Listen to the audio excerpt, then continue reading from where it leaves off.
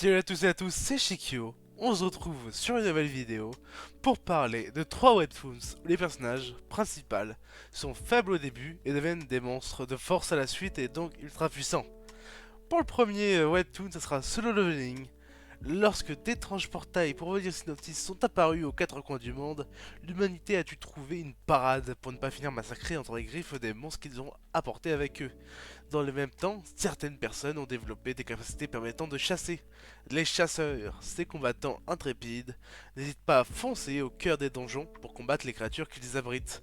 Notre héros, il sera la plus basse classe des chasseurs, chez les chasseurs de rang E si je ne me trompe pas, ou rang F, et se fera coincer dans un piège à l'intérieur d'un portail, qui est un double portail, et celui-ci se sacrifiera pour sauver les personnes coincées avec lui, le groupe qui l'aide, et il se fera tuer. Après cela, il se réveillera avec des pouvoirs, une sorte de système qui lui permet de s'améliorer jusqu'à avoir une armée d'ombre, et donc sa puissance devenue folle, faisant de lui l'un des plus grands chasseurs du monde, et l'un des personnages des webtoons les plus puissants que j'ai vu de ma vie.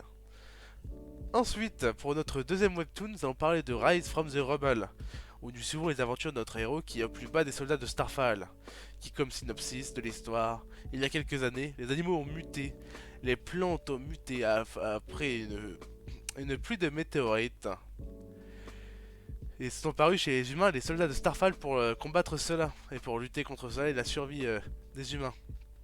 Et notre héros se trouve au plus bas de l'échelle des soldats, en étant un soldat en réserve, et celui-ci essayant de laver l'honneur de son père, qui fut emprisonné quand il était jeune, qui alors abandonné un combat alors que celui-ci était l'un des plus grands soldats de Starfall.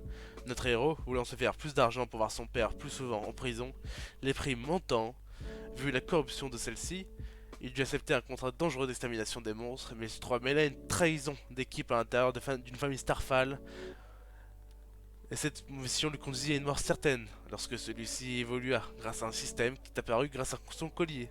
Ce système lui permettant de survivre et de grandement évoluer grâce à des points de stats qui tuant chaque monstre, chaque point apparaissant pour le rendre plus puissant, jusque devenir un monstre dans la suite du webtoon, jusqu'à tuer des centaines de personnes en un mouvement. Et pour le troisième webtoon, nous avons Tomb Raider King. Ici dans ce monde, des tombeaux sont apparus partout dans le monde. Notre héros est un templier qui lui son job est de s'emparer de ses reliques. Malheureusement pour lui la recette est la même. Il se fait trahir par son employé et il se fait tuer. Heureusement, il se fait là aussi ressusciter. Là cependant celui-ci revient quelques années dans le passé, juste avant que les reliques et les tombeaux soient connus de tous. Et là, toutes ces années d'espérance vont lui être utiles. Ici on va parler des tombeaux, les utilités des reliques, et cela lui permettra de devenir extrêmement puissant. Alors là on a trois webtoons où on voit les personnages extrêmement puissants. C'est le premier épisode où je voulais vous expliquer un petit peu, parce que je voudrais mettre ça en place. C'est le premier épisode, j'espère que ça vous a plu. C'est pour vous présenter 3 webtoons qui m'ont plutôt plu, que je lis souvent, que je me mets souvent à jour. Solo Leveling étant fini, les autres se mettant toujours un petit peu à jour. Chaque semaine je lis un petit peu, chaque mois je lis un petit peu pour voir ce qui ça avance. Donc j'espère que ça vous a plu. Donc n'oubliez pas, likez, commentez la vidéo et abonnez-vous, ça fait plaisir. Et pour la prochaine fois, pourquoi pas, proposez-moi, vous voulez savoir quoi sur les webtoons, qu'est-ce que vous voulez? Est-ce que vous voulez des héros qui deviennent des monstres, ou je ne sais pas, des monstres vrais, des squelettes, ou je ne sais pas. Bon, allez, salut à tous, c'était Shikyo, et n'hésitez pas, proposez-moi.